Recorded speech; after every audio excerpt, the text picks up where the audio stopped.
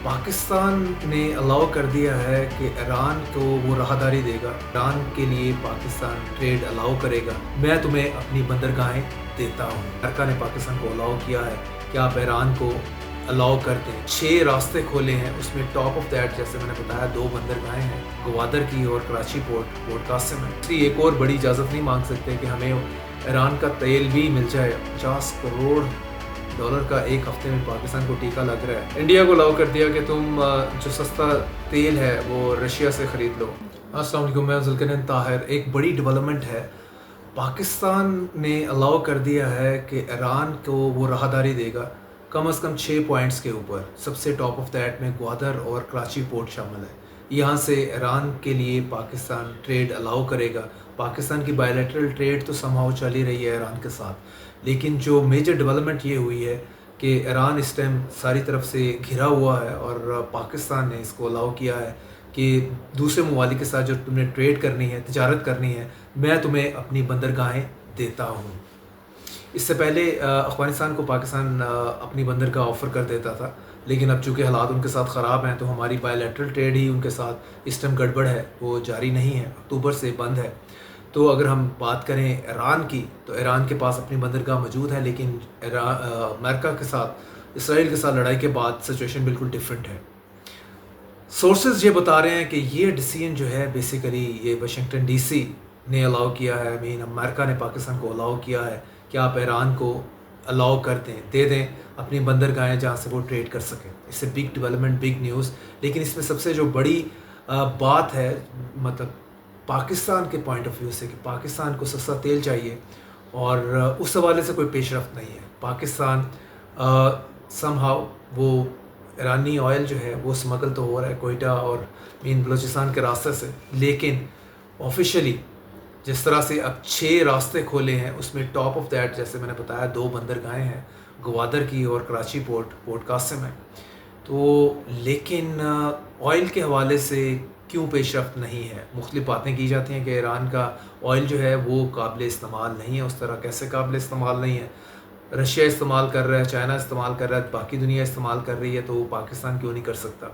और दूसरा यही है कि ये ख़बर जो है रिलायबल सोर्सेज से और बिल्कुल पक्की ख़बर है कि अमेरिका ने ओके किया है कि आप ईरान को इजाज़त दे दें। अगर वो इससे पहले ईरान के ऊपर पाबंदियां हैं आपके सामने ही, और पाकिस्तान उसको अलाउ नहीं कर सकता कि अपनी राहदारी दे जहां से वो तिजारत कर सके। अब पाकिस्तान अपनी राहदारी दे रहा है तो इट मीन्स ऑब्वियसली कि अमेरिका ने अलाउ किया। तो अमेरिका से क्या हम ये दूसरी एक और बड़ी इजाज़त नहीं मांग सकते कि हमें ईरान का तेल भी मिल जाए, तो हमारे घरेलू मामला काफ़ी सीधे पतरे हो जाएं।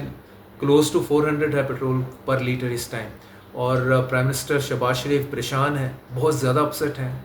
कल उन्होंने बताया भी कौम को कि एक हफ़्ते में 500 मिलियन जो 300 मिलियन डॉलर हम स्पेंड करते थे ऑयल पे, पेट्रोलियम प्रोडक्ट्स के ऊपर, वो स्वेल करके शूट करके 300 मिलियन डॉलर से सीधा 800 मिलियन डॉलर तक चला गया मामला। 800 million dollar such a huge, 80 crore की बात है। 80 करोड़ डॉलर जो है बेसिकली, इससे पहले हम जो है 30 करोड़ तक जो है हफ्ते में ख़र्च करते थे।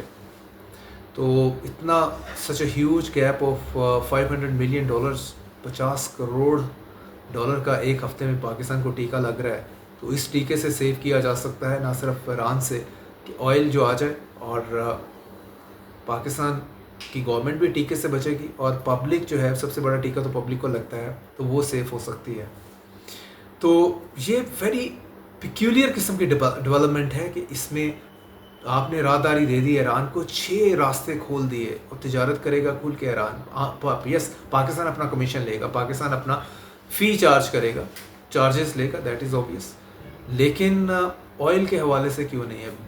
बिग क्वेश्चन, बहुत मिलियन डॉलर क्वेश्चन है। इसका आंसर शायद टॉप में जो लोग बैठे हैं उनके पास ज़रूर होगा, और अगर इसमें कोई स्कीम ऑफ थिंग्स है तो वो भी उन्हीं को पता होगी कि इसमें क्या गेम है। इनफैक्ट दूसरी जानिब पाकिस्तान जहाँ एक बेहतरीन मीडिएटर के तौर पे सामने आया है ईरान और अमेरिका के दरमियान, जंगबंदी 2 हफ्ते की करवाई, 3 हफ्ते गुजर गए सीज़ फायर 2 हफ्ते के लिए की थी, 3 लेकिन कोई डिसीजन नहीं। ह्यूज डेडलॉक है, डेडलॉक भी आपके सामने ही है कि यूरेनियम अमेरिका कह रहा है कि बिल्कुल गुड बाय कर दे ईरान, ईरान नहीं रिफ्यूज़ कर रहा है। स्टेट ऑफ हॉर्मूज़ के हवाले से भी ईरान कह रहा है कि मैं यहाँ से गुजरने के पैसे चार्ज करूँगा, अमेरिका कह रहा है कि तू फ्री कर दे, बाकी सब खैर है, पैसे नहीं चार्ज कर रहे हैं। तो इसके कंट्रोल के हवाले से इस टाइम स्टेट ऑफ हरमूज़ जो है, आबना हरमूज़, वो पूरा मुहासरा है, ईरान अपनी तरफ से करके बैठा है और दूसरी तरफ अमेरिका करके बैठा है। हर तेल की हर तरह की शिपमेंट जो है गुजरने का रास्ता बंद है और दुनिया में ऑयल की प्राइस जो शूट कर गई 125 बैरल डॉलर तक जो जा चुका है मामला, और अल्टीमेट सफ़र जो है वो तो common man of the world है, और पाकिस्तान टाइप कंट्रीज़ तो बहुत ही ज़्यादा बुरी तरह से मुतासर हो रहे हैं इसमें। Coming back to that thing कि इसमें पाकिस्तान को बेहतरीन सफारतकारी कर ली, मीडिएशन कर ली, लेकिन एक बेहतर सफारतकारी को नहीं हुई अभी तक। उस पर बड़े 2 क्वेश्चन मार्क हैं गवर्नमेंट ऑफ पाकिस्तान के लिए। एक नंबर 1 यही जो मैंने स्टार्ट में ओपनिंग में बता दिया कि अगर ट्रेड रूट्स ओपन कर सकते हैं, राहदारी ओपन कर सकते हैं, पर ईरान डिस्पाइट उस पर पाबंदियाँ हैं, तो पाकिस्तान तो कोई अकेला चांस नहीं ले सकता। खाली ईरान के साथ अच्छे ताल्लुकात भी पे ऑफ इस हवाले से नहीं हो सकते। पाकिस्तान के हाँ जी मेरा थोड़ा बहुत अच्छा ताल्लुक है, राहदारियाँ में खोल रहे हैं। It is because of the endorsement of America. America ने ओके किया तो तब हुआ है। तो ऑयल, पेट्रोलियम मसनूआत, ये क्यों नहीं हम उससे ले सकते, और क्या हम अमेरिका को कन्विंस नहीं कर सकते इस चीज़ को लेके? आई थिंक कि टॉप लीडरशिप इस पे अमेरिका से बात करनी चाहिए, वगरना हम एज ए पब्लिक वो बहुत तबाही मच जाएगी। 500 पर लीटर पेट्रोल चला गया, या 500 पर लीटर से भी आ गए 700 पर लीटर की बातें होना शुरू हुई हैं इस टाइम।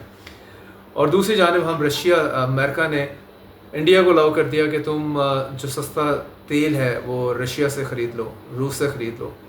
हमें क्यों नहीं वो इजाज़त दे रहा? डेली बेसिस के ऊपर हमारे कलमे वो पढ़ रहा है, हमारी सफारतकारी की तारीफ़ें कर रहा है। मैनी अ टाइम्स वो इंडिया को उसने बिलिटल किया है, जो जंग हमने 1 साल पहले उससे जीती।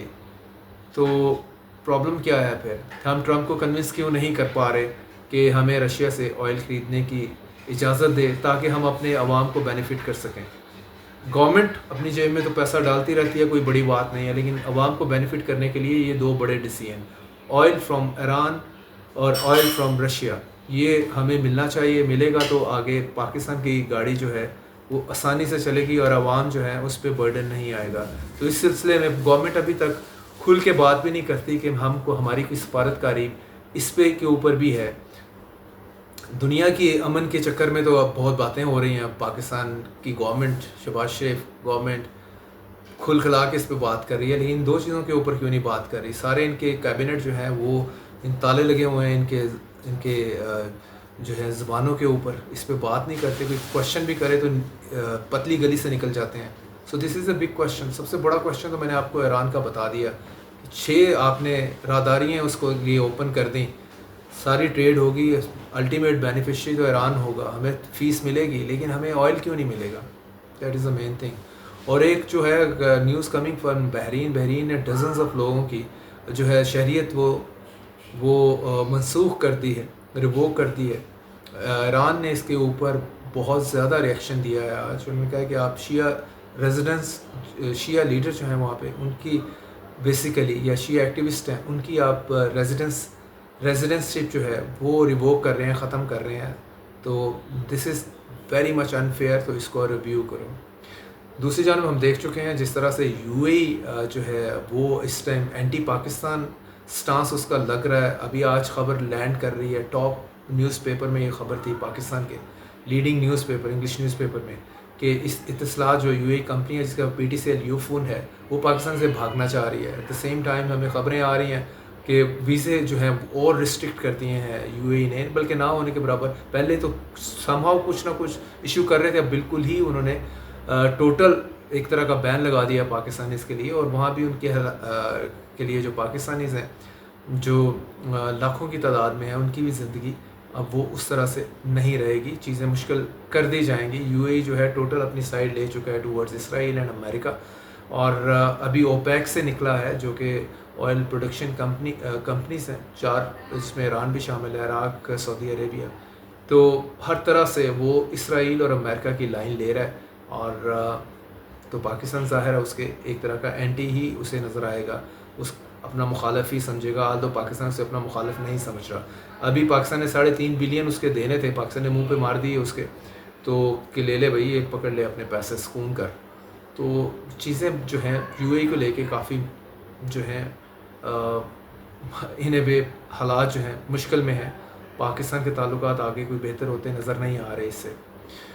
तो गल्फ़ रीजन दूसरी तरफ से कल जो यस्टरडे बिफोर उनका बड़ी बैठक हुई थी, जिसमें जीसीसी के 6 कंट्रीज़ जो हैं Saudi Arabia, Bahrain, Qatar, Kuwait, UAE, Oman, ये बैठे और सर जोड़ के कि आगे क्या बनना है। एक तरफ से ट्रंप हिलजुल नहीं कर रहा कोई भी, और दूसरी जानिब से ईरान भी कोई फ्लेक्सिबिलिटी नहीं दिखा रहा। आखिर में बताता चलूँ आपको, जो अमेरिका में जो उनकी पार्लियामेंटेरियन कांग्रेसमैन से पीट हेग्सेट, जो उनके मिनिस्टर ऑफ वॉर कह लें आप, और अदरवाइज़ डिफेंस सेक्रेटरी हैं, वो उनको अच्छा खासा धोया है, ग्रिल किया है लॉ मेकर्स ने, और डेमोक्रेट्स के लॉ मेकर्स ने स्पेशली।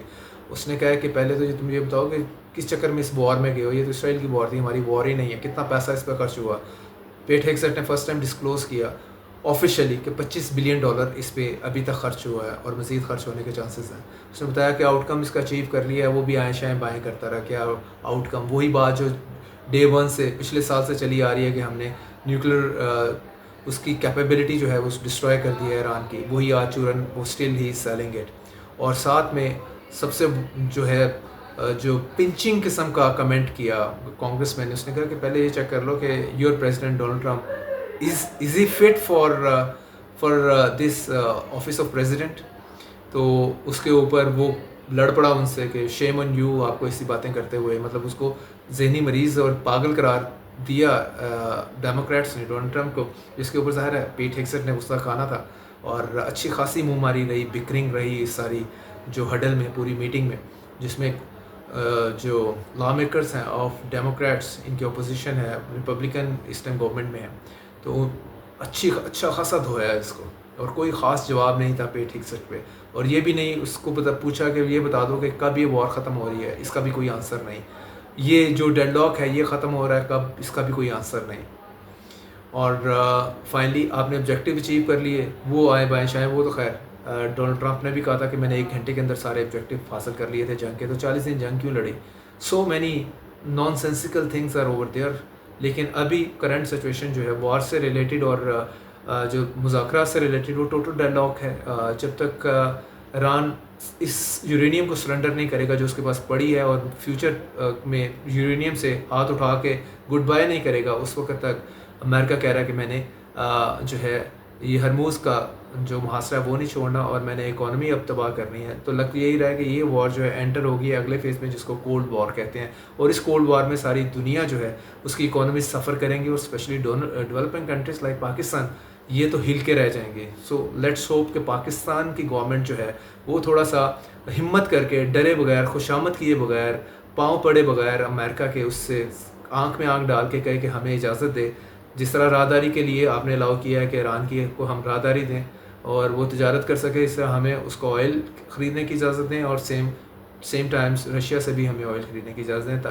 हमने अवाम को भूखा नहीं मारना, ये आंख में आंख डाल के अगर शहबाज शरीफ साहब कह सकें विदाउट एनी फ्लैटरी, तो अगर फ्लैटरी के साथ भी कर लें तो नथिंग लाइक इट। लेकिन करें, पाकिस्तानी कौम के लिए करें, पाकिस्तानी कौम आपको अप्रिशिएट करेगी, आपके पीछे खड़ी होगी।